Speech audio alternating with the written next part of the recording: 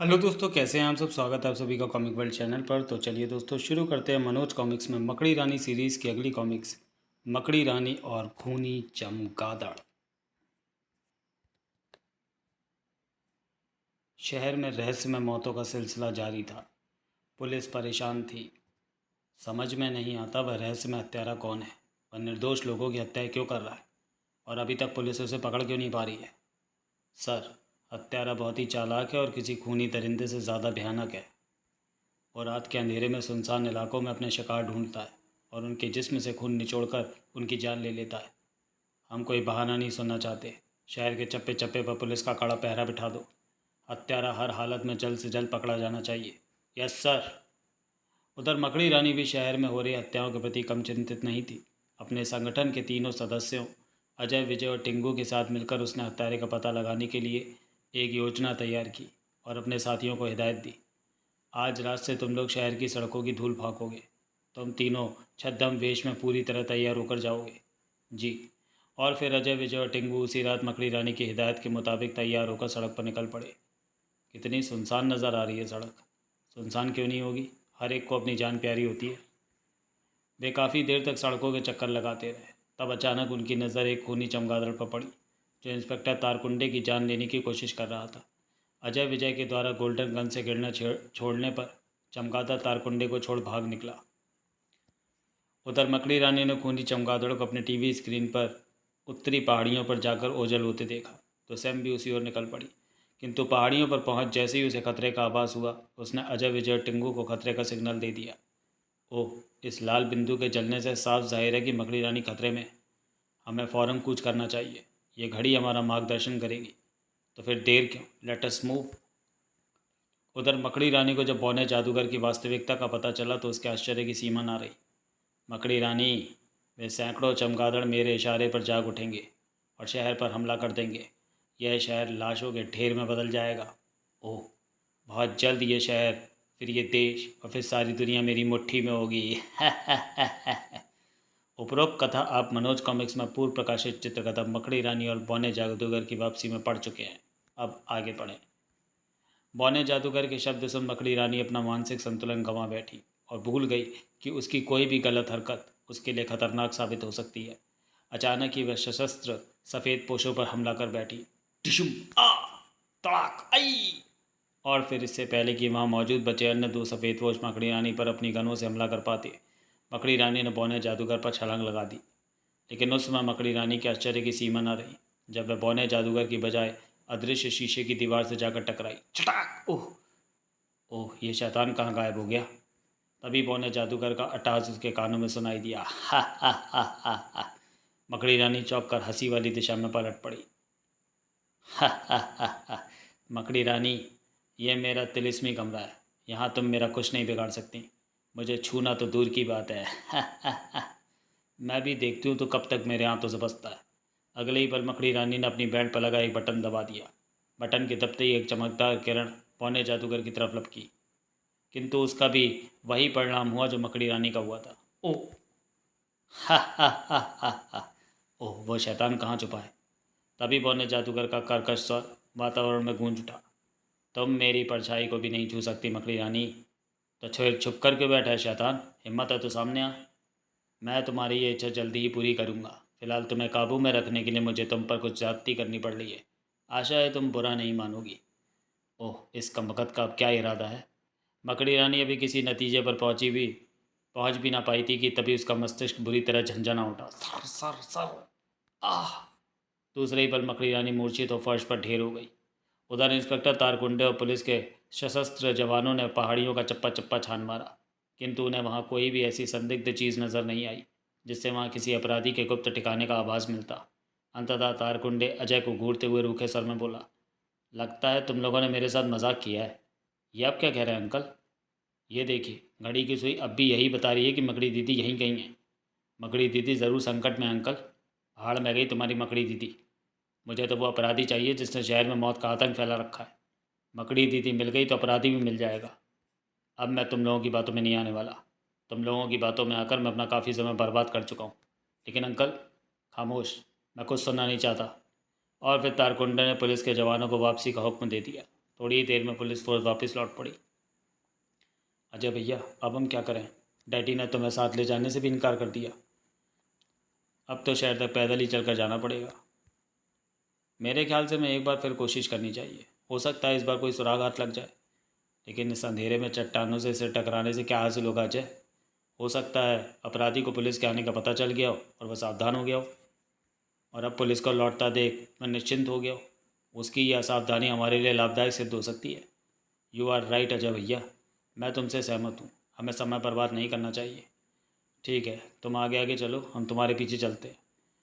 ठीक है, मैं ही आगे आगे चलता हूँ। तुम क्या समझते हो मैं डरता हूँ? इतना कि टिंकू वाकई आगे बढ़ गया। अजय और विजय मुस्कुराते हुए उसके पीछे हो लिए। उधर बौना जादूगर पुलिस टुकड़ी को बैरंग वापस लौटते देखा टास कर उठा। अब शहर लौटते हुए पुलिस वालों पर हमारे क्रोध का ऐसा कहर बरपेगा कि उन लोगों की रूहें काँप उठेंगी। उधर करीब आधे घंटे बाद पुलिस का काफिला शहर की सीमा में दाखिल हो चुका था। इंस्पेक्टर तारकुंडे अपनी असफलता पर मनी मन खींच रहा था। उन लड़कों की बातों में आकर मैंने बड़ी भूल की। अब मैं अपने अफसरों को क्या जवाब दूंगा? तभी एक ट्रक चालक एकाएक चीख उठा, सर ऊपर देखिए। तारकुंडे ने जैसे ही ऊपर की तरफ निगाहें उठाई पूरी तरह चौंक उठा। ओ! अगले ही पल तारकुंडे के मस्तिष्क में धमाका हुआ। खतरा! दूसरे ही पल तारकुंडे चीख उठा, ट्रक रोको। यस सर, कहने के साथ ही चालक ने ब्रेक लगा दिए। ट्रक के रुकते ही तारकुंडे ट्रक से उतरा और सड़क के किनारे पर खड़ी इमारत की ओर दौड़ता हुआ चिल्लाया, जवानों नीचे उतरो और पोजीशन ले लो। तारकुंडे का आदेश सुनते ही पुलिस के सशस्त्र जवानों में खलबली मच गई। वे टिड्डी दल की तरह ट्रकों से कूद कूद कर आसपास की इमारतों की ओर दौड़ने लगे। लेकिन जो पीछे रह गए थे उन पर चमगादड़ मौत बनकर चपट पड़े। आ! हाय मरा! बचाओ बचाओ! सिपाहियों को मौत का शिकार बनते देख इंस्पेक्टर तारकुंडे गरज उठा, फायर! दूसरे ही पल गोलियों की आवाज़ों से रात का सन्नाटा कांप उठा। धाए धाए रट रट रट! लेकिन गोलियों का चमगादड़ पर कोई प्रभाव नहीं पड़ रहा था। ठक ठक ठक! आह! देखते देखते चमगादड़ों ने असंख्य सिपाहियों को मौत के घाट उतार दिया था। उफ! सर अब हम क्या करें?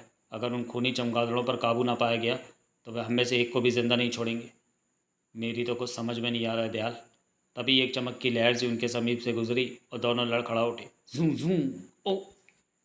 फिर उन्होंने संभल कर चमगादड़ों की तरफ नजरें घुमाई और उनकी सांसें फटी की फटी रह गई। सॉरी, उनकी आंखें फटी की फटी रह गई। ओह हे भगवान! Shut shut!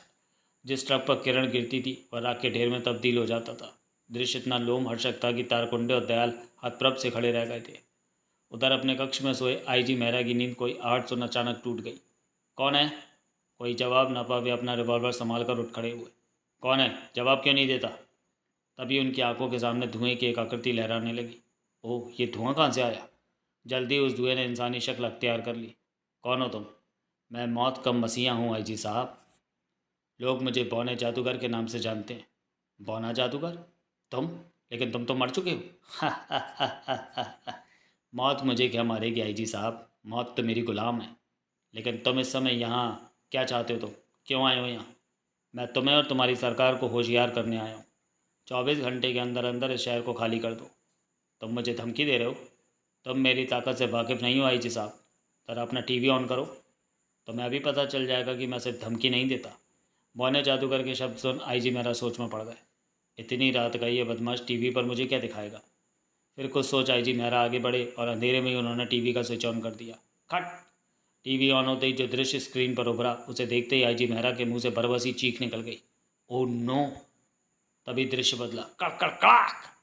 दूसरे ही पल वह हमारे राख के ढेर की तरह भरभरा कर ढह गई। यह दृश्य देख आईजी मेहरा ने घबरा कर टीवी बंद कर दिया। नहीं, ये नहीं हो सकता। जो तुमने देखा वो सच है आईजी। वे खूनी चमगादड़ मेरे दूत हैं। अगर तुम्हारी सरकार ने मेरी बात नहीं मानी तो वे चमगादड़ इस शहर को कब्रिस्तान बना देंगे और दुनिया की कोई ताकत उन्हें ऐसा करने से नहीं रोक सकेगी। मकड़ी रानी भी नहीं, क्योंकि वो मेरी कैद में है। नहीं, तुम निर्दोष लोगों के खून से होली नहीं खेल सकते। अब तुम मेरे रिवॉल्वर के निशाने पर हो। अगर तुम अपनी जगह से हिले भी तो मैं तुम्हें गोली मार दूंगा। You are under arrest. जैसे मौत नहीं पकड़ सकी उसे तुम क्या पकड़ोगे आई जी साहब? मैं जा रहा हूँ, याद रखना। अगर 24 घंटे के अंदर ये शहर खाली नहीं हुआ तो जो कुछ होगा उसके जिम्मेदार तुम होगे। खबरदार! लेकिन आई जी मेहरा का वाक़ा पूरा भी नहीं हुआ था कि बोना जादूगर एक बार फिर धुएं की आकृति में बदलने लगा। यह दृश्य देख आई जी ने बौखलाकर गोलियां बरसा दी, किंतु व्यर्थ। थाएं थाएं थाएं! फिर देखते देखते धुआं अपनी जगह से लुप्त हो गया। ओह, ये सब एक भयानक सपना लगता है, पर मेरे खामोश रहने से स्थिति बिगड़ सकती है। मुझे घटनास्थल पर पहुंचकर स्वयं तहकीकात करनी चाहिए। यह निर्णय ले आईजी तुरंत तैयार हुए और अपनी कोठी से निकल पड़े। घटनास्थल पर पहुंच आईजी मैनन ने जो दृश्य देखा, उसे देखकर उनका दिल रो उठा।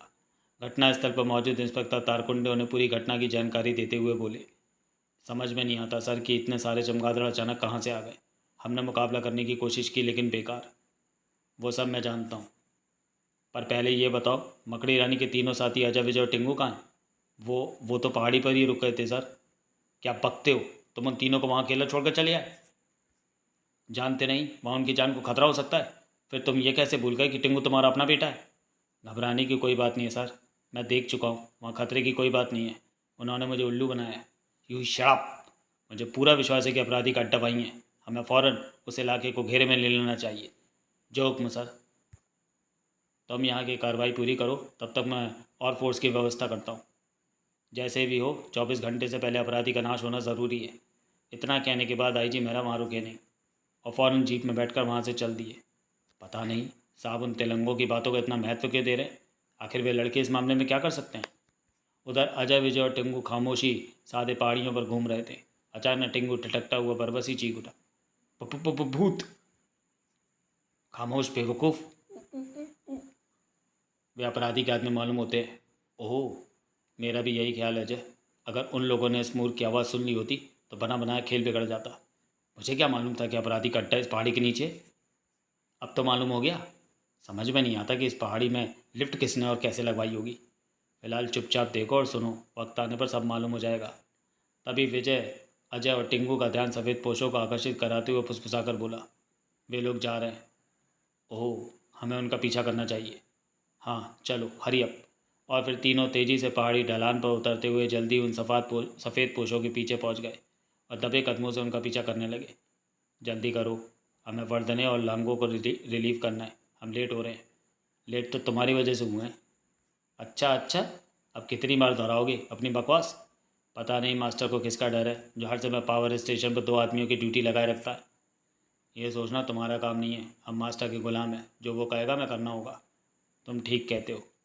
और फिर दोनों खामोश हो गए। थोड़ी देर बाद वे एक पहाड़ी अंधेरी गुफा में जाकर नज़रों से ओझल हो गए। अब क्या करें? वर्धने और लांगों के बाहर आने का इंतज़ार करते हैं। जैसे ही वे यहाँ आएंगे हम उन पर काबू पा लेंगे और फिर उनकी पोशाक पहनने के बाद अपराधी के अड्डे में पहुँच जाएंगे। लेकिन वर्धने और लांगों पर काबू कैसे पाएंगे? मैं बताता हूँ। फिर अजय, विजय और टिंगू को अपनी योजना समझाने लगा। अजय की योजना समझने के बाद तीनों ने अपनी अपनी जगह संभाल ली। थोड़ी देर बाद वो आ रहे हैं। फिर जैसे ही सफ़ेद पोश आगंतुक गुफा के बाहर निकले, अजय विजय के निशाने अचूक थे।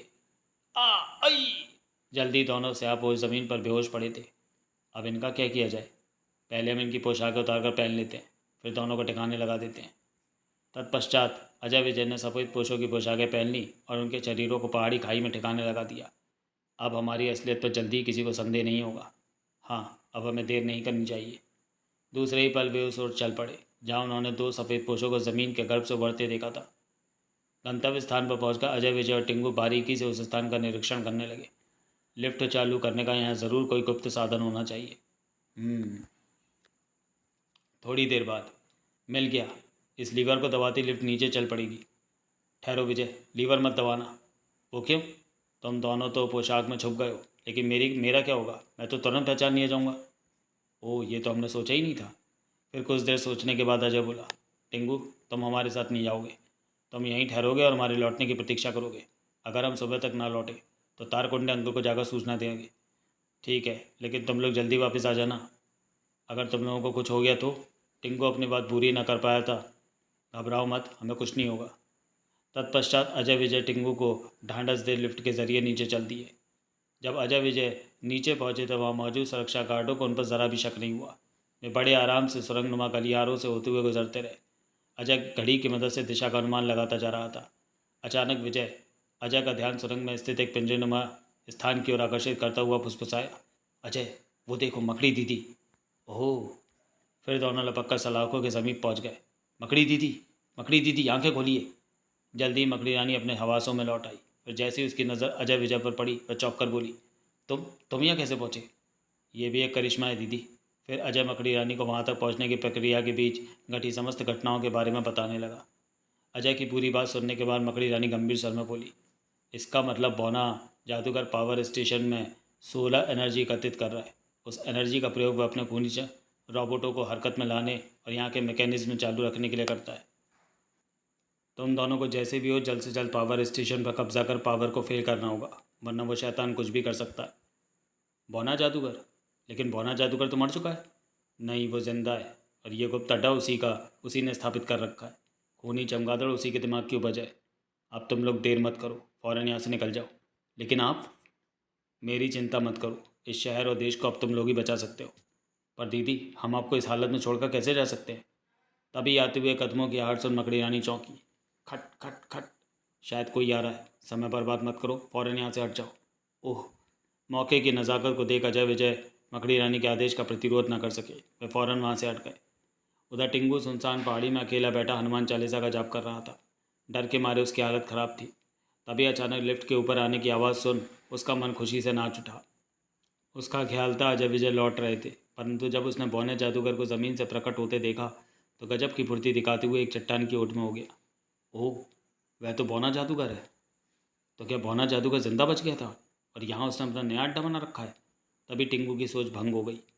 अरे, एक और बौना जादूगर? आखिर ये चक्कर क्या है? बौने जादूगर का हमशक्ल बौने जादूगर के निकट पहुंचकर आदरपूर्वक बोला, मास्टर, हमने अपना काम पूरा कर दिया है। मैंने आईजी साहब तक आपका संदेश पहुंचा दिया है। गुड। अब तुम अपने स्थान पर जाकर विश्राम करो। 24 घंटे बाद मुझे तुम्हारी फिर ज़रूरत पड़ेगी। अब हमारे लिए कोई खतरा नहीं है। हमारी नंबर 1 दुश्मन मकड़ी रानी भी हमारी कैद में है। तुम जा सकते हो। Yes master. आदेश देने के बाद बौने जादूगर ने लीवर दबा दिया। जल्दी वह ज़मीन में समाकर नज़रों से ओझल हो गया। बौने जादूगर के ओझल होते ही उसका हमशक्ल विपरीत दिशा में लौट पड़ा। उसे लौटते देख टिंगू का मस्तिष्क सक्रिय उठा। आखिर ये हमशक्ल कहाँ जा रहा है? इसका रहस्य जानने के लिए मुझे इसके पीछे जाना चाहिए। यह निश्चय कर टिंगू तुरंत उस हमशक्ल के पीछे लग गया। हमशक्ल जादूगर का पीछा करते हुए टिंगू एक अन्य गुफा में पहुंच गया। हमशक्ल जादूगर टिंगू की उपस्थिति से बेखबर था। गुफा में पहुंचते ही उसने चेहरे से मास्क और शरीर से वस्त्र उतार खूंटी पर टांग दिए और एक चबूतरे पर जा खड़ा हुआ।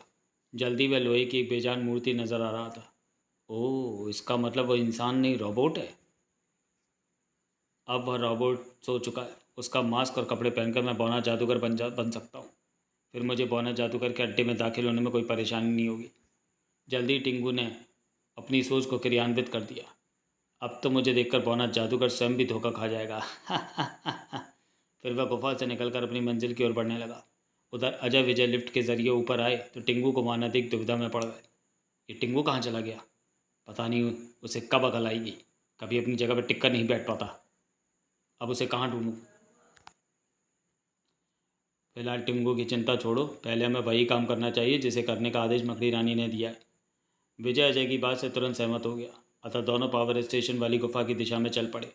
उनके जाने के कुछ ही देर बाद टिंगू वहाँ पहुँचा और लिफ्ट से नीचे जा पहुँचा। मास्टर आप? मैं कुछ देर पहले ही तो आपको आपके कक्ष तक पहुँचा कर आया था। हा हा हा, ये चक्कर तुम्हारी समझ में नहीं आएगा।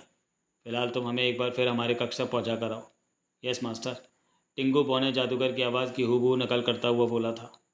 अतः सुरक्षा गार्ड को उस पर ज़रा भी शक नहीं हो पाया। वह दोबारा बौने जादूगर अर्थात टिंगू को बौने जादूगर के कक्ष तक ले गया। लीजिए, आपका कमरा आ गया मास्टर। ठीक है ठीक है, अब तुम जा सकते हो। टिंगू का आदेश मिलते ही गार्ड वहाँ से चला गया। गार्ड के जाने के बाद टिंगू ने हौले से द्वार खोलकर अंदर झांक कर देखा। जब उसे अंदर कोई नज़र नहीं आया तो वह दबे पाँव कमरे में दाखिल हो गया। कमरे का निरीक्षण करते हुए उसी कमरे से संलग्न दूसरे कमरे के अंदर पहुंचा तो सहसा ठिठक कर एक थंब की ओट में हो गया। उसकी निगाहें कमरे के अंदर मौजूद बौने जादूगर पर टिक गई थी। हा हा हा हा हा, जब तक ये दो रसायन हमारे पास हैं हमें कोई छू भी नहीं सकता। तो ये बात है। ठहर जा शैतान, आज मैं तेरी जादूगरी ख़त्म करके ही रहूँगा। तभी बौने जादूगर ने दोनों शीशी अपनी अलग अलग जेबों के हवाले कर ली और बिस्तर पर लेट गया। जल्दी ही वह खर्राटे भर रहा था। बौने जादूगर की तरफ से पूरी तरह निश्चिंत होने के बाद टिंगू शयन कक्ष में दाखिल हुआ और बड़ी सफाई से दोनों शीशी उसकी जेब से निकाल अपनी जेब के हवाले कर कमरे से बाहर निकल आया। अब पहले मुझे मकड़ी दीदी को इस शैतान की कैसे मुक्त कराना चाहिए। थोड़ी देर बाद वह उसी हॉल में था जब लिफ्ट आकर रुकती थी। सुरक्षा गार्ड बौने जादूगर को वापस सामने देख बौखला उठे। मास्टर आप? हमारे लिए कोई हुक्म मास्टर? मकड़ी रानी को फ़ौरन हमारे सामने पेश करो। जो हुक्म मास्टर। दूसरे ही पल वह गार्ड वहाँ से चला गया। लगभग 10 मिनट बाद जब वह गार्ड वापस लौटा तो उसके साथ 2 गार्ड और थे जो मकड़ी रानी को अपनी गनों से कवर किए हुए थे। कहो मकड़ी रानी, हमारी कैद में तुम्हें कैसा महसूस हो रहा है? घमंड मत करो प्रोफेसर, मुझे कैद में रखकर भी तुम अपनी बर्बादी को रोक नहीं पाओगे। हम तुम्हारे जवाब से खुश हुए मकड़ी रानी। जाओ, हमने तुम्हें आज़ाद किया, तुम जा सकती हो। क्या? ये आप क्या कह रहे हैं मास्टर? गार्ड के प्रश्न को नज़रअंदाज करते हुए टिंगू मकड़ी रानी को कवर किए खड़े गार्डों को संबोधित करते हुए बोला, तुमने सुना नहीं गार्ड्स, अपनी गनें नीचे फेंक दो। ये शैतान को क्या हो गया? कहीं इसका दिमाग तो नहीं फिर गया? Yes master, yes master. कहने के साथ ही गार्ड्स ने अपनी गनें ज़मीन पर फेंक दी। फिर वहाँ मौजूद अन्य गार्ड्स ने भी टिंगू के आदेश पर ऐसे ही किया। गनों के ज़मीन पर पहुँचते ही टिंगू फिर बोला, अब तो तुम्हें विश्वास हो गया होगा मकड़ी रानी कि हम तुम्हें आज़ाद कर रहे हैं, लेकिन तुम ऐसा क्यों कर रहे हो? तभी, क्योंकि असली प्रोफेसर वो नहीं, मैं हूँ। तुम कौन हो बहरूपिए? मैं तुम्हारी मौत हूँ मूर्ख। अब तुम और मकड़ी रानी नहीं बच सकते। उठाओ गने और भून डालो इस बहरूपिए को। ठहरो, कोई गन नहीं उठाएगा। पहले ये फैसला हो जाने दो कि असली कौन है। ये फैसला अभी हो जाएगा। इतना कह बौने जादूगर ने रसायन की शीशी की खोज में अपनी जेबों को टटोला तो चौंक उठा। अरे मेरी शीशियाँ कहाँ गई? हा हा हा हा हा। जो तुम ढूंढ रहे हो वो मेरे पास है मिस्टर। तुम्हारी जादूगरी अब ख़त्म हुई प्रोफेसर। ओह! तभी टिंगू ने शीशियाँ ज़मीन पर दे मारी। शीशियों के चूरा होने के साथ रसायन फर्श पर बिखर गया। रसायन की बर्बादी देख बौना जादूगर पागलों के ज़बान चीखा, तुम्हारी इस बेवकूफ़ी का अंजाम तुम्हारे शहर और उसकी जनता को भुगतना पड़ेगा मूर्ख। अब मैं एक पल भी इंतज़ार नहीं करूँगा। चीखता हुआ बौना जादूगर हॉल में लगे यंत्रों की तरफ लपका, लेकिन वह यंत्रों के समीप नहीं पहुंच सका। तड़ाक! बौना जादूगर इस हमले के लिए तैयार नहीं था। वह छिटक कर दूर जा गिरा। फिर इससे पहले कि वह संभलता, मकड़ी रानी उसे अपने शिकंजे में कसती हुई गरज उठी, खबरदार, किसी ने कोई गलत हरकत की तो मैं तुम्हारे मास्टर की गर्दन तोड़ दूंगी। हुर्रे! खुशी से उछलते हुए टिंगू ने अपने चेहरे से बौने जादूगर का मास्क उतार कर फेंक दिया। तभी लिफ्ट नीचे आकर रुकी और अजय विजय के साथ आईजी मेहरा, तारकुंडे तथा पुलिस के कई सशस्त्र जवान वहां पहुंचे। उन्होंने सफ़ेद पोस्ट गार्ड्स को तुरंत हिरासत में ले लिया। तब मकड़ी रानी बौने जादूगर को भी पुलिस के हवाले करते हुए बोली, ये रहा आपका असली मुजरिम आईजी साहब। ये विश्व सम्राट बनने के सपने देख रहा था, अब जेल में चक्की पीसेगा। Arrest him Tarkunde. Yes sir. बौने जादूगर की गिरफ्तारी के बाद आईजी मकड़ी रानी से बोले, हम तुम्हारा कैसे शुक्रिया अदा करें मकड़ी रानी। तुमने इस शैतान को पकड़वाकर देश पर बहुत बड़ा उपकार किया है। शुक्रिया आप टिंगू का अदा कीजिए आईजी साहब। ये कमाल तो टिंगू का है। मुझे तुम पर और तुम्हारे बहादुर साथियों पर गर्व है। थैंक यू आईजी साहब, हमारा काम पूरा हुआ। अब आप अपना काम पूरा कीजिए, हम चलते हैं। चलो साथियों। तत्पश्चात मकड़ी रानी अपने साथियों के साथ वहाँ से प्रस्थान कर गई। मकड़ी रानी के जाने के बाद तारकुंडे बोला, सर, आपने मकड़ी रानी को क्यों जाने दिया? आज हम उसे आसानी से गिरफ्तार कर सकते थे। शट अप, अपनी कार्रवाई पूरी करो। Yes sir.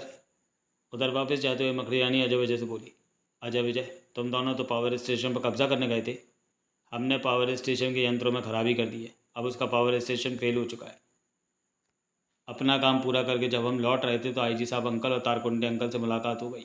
हमने उन पर अपनी असलियत जाहिर करने के बाद उन्हें सब कुछ बता दिया और उन्हें लेकर बौने जादूगर के ठिकाने में पहुंच गए। गुड, तुम लोगों की बहादुरी की वजह से देश पर मंडरा रहा एक बहुत बड़ा खतरा समाप्त हो गया है।